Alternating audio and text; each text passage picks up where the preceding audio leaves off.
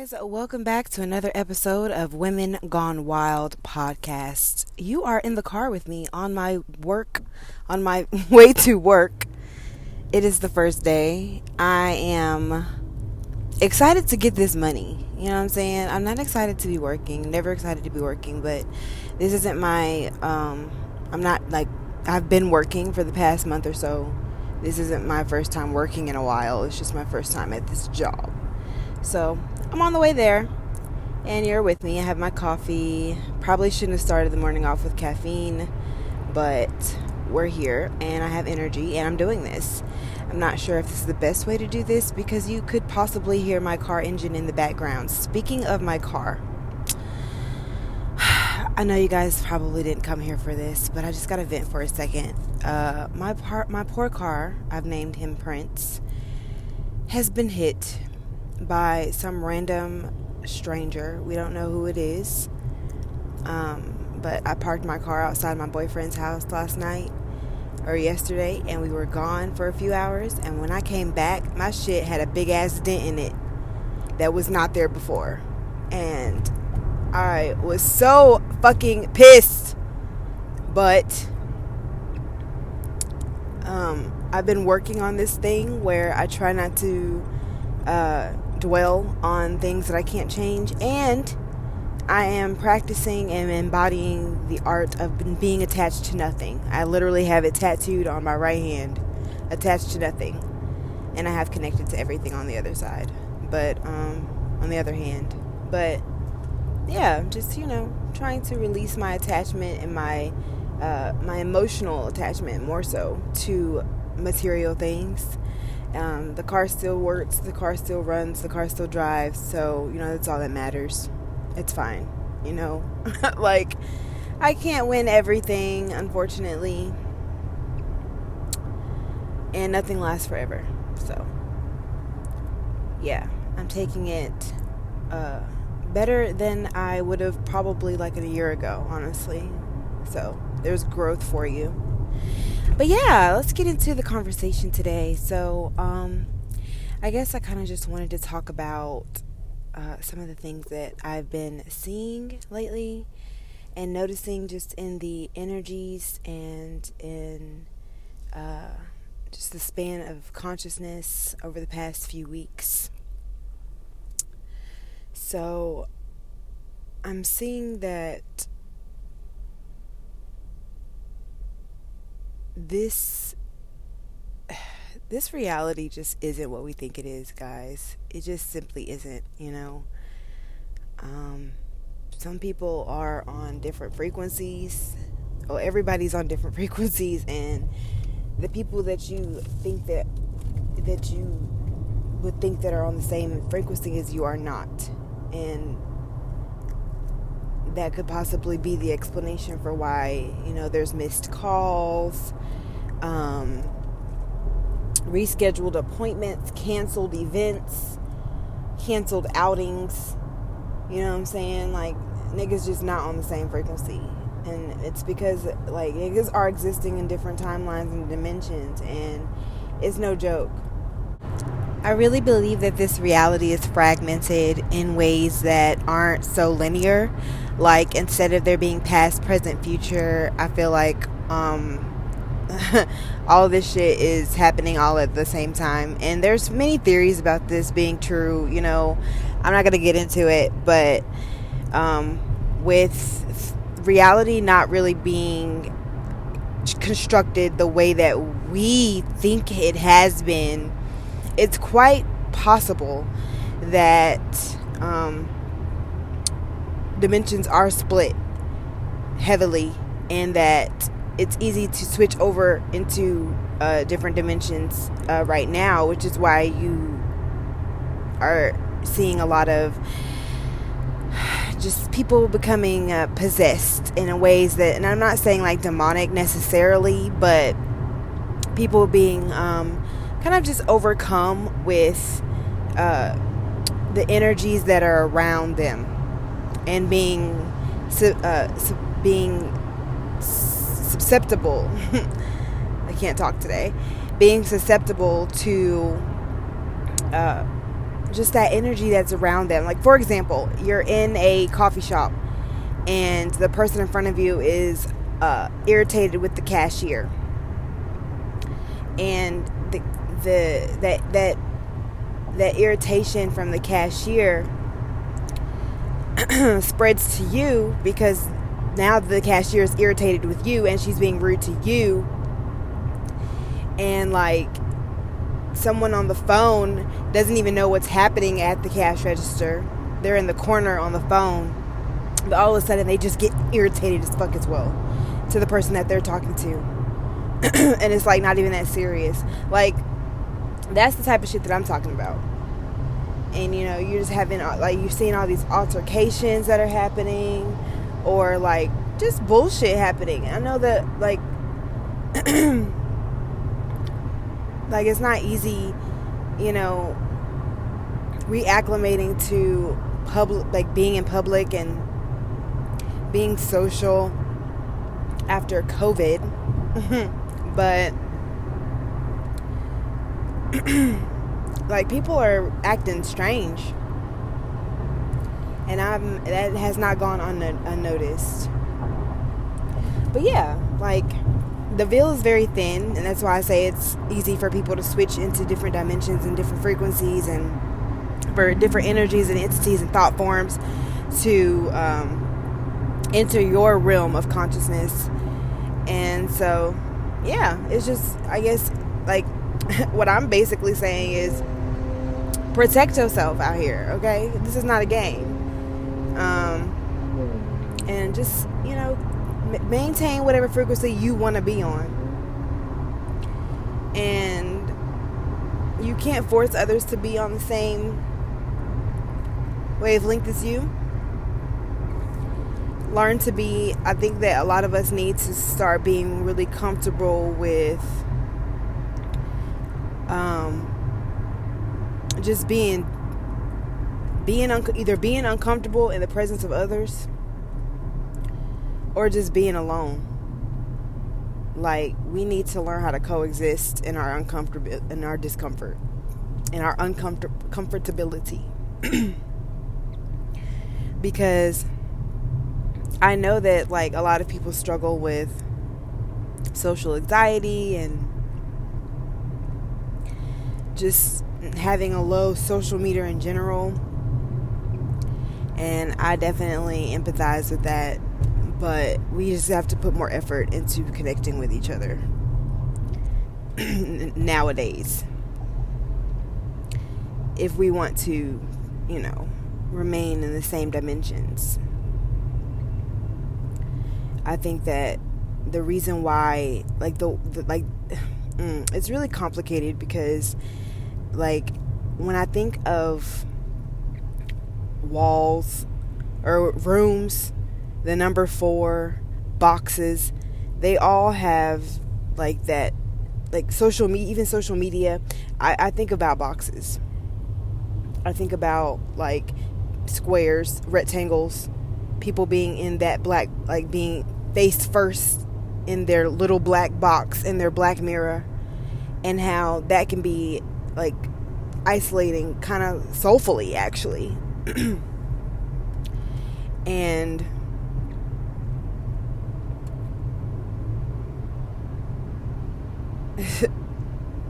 it's easy to compartmentalize people now, because they're already putting themselves in boxes. And when you're able to divide people like that, to where they don't even, like, they'd rather sit at home and scroll on social media than, like, go see friends or go see family or go meet people, that is absolutely, like, weaponizing the fact that the veil is very thin right now, and people can easily pull themselves into their own dimensions to where they're no longer on the same frequency as everyone else. And this isn't all on social media. I'm just noticing that social media is definitely a part of it. something happened in 2020 where social media became like this vortex, this like soul sucking portal that pulls people in and keeps them engaged for hours and psychologically impacts them in a way that has that creates ego identities, ego traps, or just like false personas. And yeah, I've just realized that with everybody being so I guess engaged with their black mirror or their black box all the time, it's hard to find people or find resonance with people or find common ground with people on just a basic soul level, you know. These days people want to find common ground based off of, you know, schools of thought which create polarization, you know, like political opinions, racial cultural differences, and, you know, like sexual orientation and gender identity. Like there's just so many, like there I don't want to say like again, but there's so many modes of separation, and people are so easily compartmentalized now. It's really hard to find singularity in this day and age, because now's the time where they want you to either pick this, or choose that. And so I'm more so just like trying to exist in 0 point at all times. You know, understanding that two things can be true at once, and that everything is because everything also is not. And it's one of those like profound teachings that you can't really explain these things to anyone. It's more so something that just like unconsciously happens, that you just become unconsciously attuned to, and that wisdom kind of just creates itself within your realm of thought. So yeah, and with existing in singularity, it's also a way to really embrace the nature of how a child's mind works, right? So instead of compartmentalizing and subjugating and putting everything in a box, putting yourself in a box, being rigid and strict in how you do things, when you do things, the order in which you do things, being more free flowing. You know, kids can play with a toy for 2 seconds and then be over it and chuck it across the room and be ready to play with the blocks now. Now they're done with blocks and they're ready to play with bubbles. Now they're done with bubbles and they're ready to play with the iPad. Like, kids don't think about how long they're going to do something or what they're going to do before they do it. They just move off of inspiration, off of pure life force energy. And that's more so the mode in which I'm starting to operate in, because I was walking the other day and I was just like, why do I feel so intense? Like, why do I feel so tense all the time? You know, like, why do I feel like I have all these to-do lists, and even when I get everything on the to-do list completed, I still don't feel like I did anything? And it's because most of the stress, most of the I guess pressure that I was putting on myself wasn't from the things that were on the to-do list at all. In fact, the things on the to-do list were quite simple. It's more so me obsessing over the to-do list and obsessing over when I'm going to do things, how I'm going to do things, the order in which I'm going to do things, and just being so just hyper focused on the concept of doing things that I'm actually not even getting anything done. And so I think that's a lot of our issue, right? It's like we have these, like, even doing YouTube, it's like I want to be consistent with YouTube, and every day I'm trying to carve out time, or every day I'm planning my schedule, and I'm, trying to carve in time to do this YouTube video. But then when that time comes up on the schedule, there's always something else to do, or maybe there's something else that I feel like doing, or something I'd rather do instead. And so that task of, oh, I need to upload or edit a new YouTube video, that gets pushed back continuously and continuously. And as I continuously push this thing back, I start to lose faith in my ability, in my own ability to actually get this task done. I start to lose motivation. I start to lose trust in myself, that I'll even be consistent with anything. And so, yeah, it just doesn't work for me. But when I start to kind of let go of that rigidness, and I start to just fall more into like, I'm just going to be present, and I'm just going to do what I feel. And I'm just going to act on inspiration. And when I have a thought, I'm going to act on it. And when I don't feel like doing anything, I'm not going to do anything. And so ever since I've been kind of operating in that mode of consciousness, I've actually gotten a lot done. I've done so much artwork this week.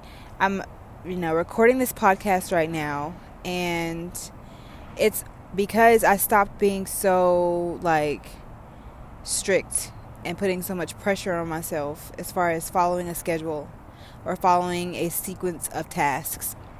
And that feels really good. I think that we place so much fucking emphasis on doing that we forget to be, for sure. And yeah, life's totally about just being, and being present, because our body is always present. It's our mind that likes to take us out of the present and put us in the past or the future, and it just throws us all out of alignment.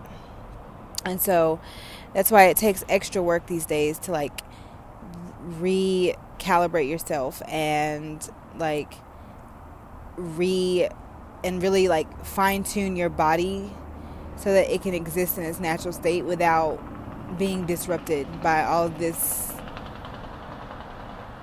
Yeah, I don't know if you guys heard that, but I am outside near the river. This is Women Gone Wild in the Wild. I'm quite literally filming this podcast by a river. I'm sitting on a rock, and hopefully the bugs don't crawl through my jeans and bite me in the ass. Last time I went to the river, I got bit so bad. My ass was covered in bumps, and the bugs that bit me were completely unidentifiable. I did not see anything, but I felt that shit. So yeah, I'm out here. It's a very beautiful day. But yeah, being out here, recording this podcast in nature, it's just reminding me that life isn't as complicated as we like to make it. When you're not worried about impressing people or showing off or being in competition with other people or proving a point to others or trying to control others' perception of you, life is actually really fucking simple. Good food, good laughs, great sex. Find you somebody to enjoy this life with and just chill the fuck out, okay? There's no need to have FOMO. I promise you, nobody is out there just living this wonderful, amazing life that you just simply don't have access to. Because you're not here, you're not there, you don't know that person, you don't know this person, or you don't look that way, you don't look like get the fuck off social media. Stop comparing yourself to others, because 9 times out of 10, whoever you're comparing your life to, that shit is fake. A lot of people, have have it made, like have it. A lot of people have mastered the art of capturing moments within their day to day that paint the picture of their life being so much more than it actually is. And then when the record button goes off, you see that, niggas might actually feel quite lonely, quite insecure, quite broke, And I feel like as humans, a lot of us have experienced all of those things, and it's okay. Like, social media makes it seem like going through those times is a sign of weakness or a sign of inferiority or just a sign that you're a loser or something like that. Like, I don't know. I don't like the way this realm of placing ourselves in boxes and existing in a box. And what I mean by that is everything that we do being for social media. Like, we're out in public and we are supposed to be having a great time with friends, but instead we're on our phones, and we pause our phone use to take a video of us having fun. And then I say having fun with quotation marks. And then once the video is done recording, we go back to not having fun, but being in our phones. And it used to be, you're at a party, you're laughing it up, you're chopping it up with your friends, you're dancing, you're having a good time, and you take a break. You walk out of the party to take a break to take a phone call.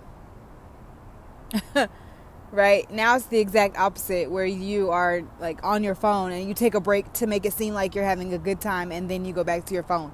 Like, that shit is so fucking crazy. Everything's so fucking backwards. Yeah, so we just got out of Virgo season. Shout out to us, because that energy definitely got us all the way together. Okay? And if you don't like Virgos, it's probably because you are running away from a deep truth about yourself. I'll just say that. But yeah, this Virgo season really got us together in a way that we are not used to. We typically think of Virgos as being these like rigid, uptight, controlling, super organized, super task oriented and focused, and like sharp, thought form or archetype. However, this season we were more so called to kind of like walk away from that typical Virgo rigidness and move more into that flowy, that more flowy side, where we're super creative, super intelligent, able to connect the dots, lots of spiritual wisdom, and just using our minds to create rather than to analyze or deduce. So that's more so what we've been called to do, and it's been great for me personally. I just celebrated my birthday September 5th, and I'm 32. I'm not dead, so I'm not done. Okay. Life goes on, and it's been a really rough year for me, but like I said, I'm still freaking here. So yeah, I really appreciate you guys for tuning into this podcast. I think that this is going to wrap up this episode for today. I do have more episodes coming. On the next episode, I like to talk a little bit more about women resting in our feminine power. And actually, I think, you know what? Let's just go ahead and segue right on into that. Because we still have time, y'all. I swear I have not had y'all on this podcast for longer than 30 minutes yet. So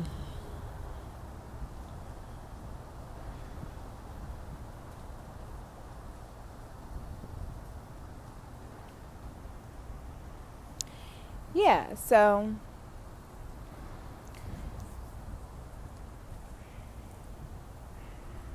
moving into the concept of women going wild, I'm noticing that a lot of women are growing really tired of taking on the responsibility of trying to make others comfortable with our radiance. Um, so, like, I'm talking about, especially black women, you know, our light and our essence and our power is very, very strong, very, very potent. And people have, like, this burning desire to humble us. You know, whenever there's a black woman getting her flowers, popping her shit, making her money, getting the recognition and respect that she deserves, somebody always got something to say. And we've made ourselves responsible for feelings of, you know, jealousy, inadequacy, and inferiority that we elicit in other people, and that is none of our concern. Okay, and you know another thing that's not any of our concern, the way men perceive us, whether that be sexually or, you know, they don't respect us because they feel like we're not modest enough. All of that shit dealing with worrying about how men perceive us, that's also none of our concern. Okay. We do the most. I feel like a lot of women do the most to avoid gaining the wrong attention from perverse, lustful men. And we'll even go so far as suppressing our like feminine expression so that we don't trigger a sexual desire for us. But that's not our job. And you know, operating in that way where you're like worrying about how a man perceives you in any capacity, whether it be he thinks you're too slutty, or he thinks that you're not slutty enough, or you're not sexy enough, you're not desirable enough, none of that is empowering. And we need to just let that shit go, because who gives a shit, you know what I'm saying? And also when it comes to other women, like, there's no need to put so much effort into not triggering envy and jealousy in other women. If you are a beautiful woman and you've always been beautiful, and women and you found that other women have hated on you, or, you know, treated you mean or disrespected you based off of jealousy, hell, let them. Because it's also not your job to be mindful. You don't have to be extra mindful about the amount of space you take up. You know, other people's insecurities are not your problem. And I think that when we feel apologetic about, you know, getting so much attention, the fear is that excessive amounts of positive attention paired with not enough modesty might cause others to perceive us as someone who thinks she's all that, quote unquote. But you know what? The gag is, I am all that, hoe. Like, women all over the world have had it programmed into our psyche that it's our job to dim our light and suppress our expression in order to make ourselves more digestible to the outside world. And the decision to take on this responsibility is literally exhausting us. I formally relinquish this burden from my psyche right now. Okay? Let them choke, babes. Because that's none of your concern.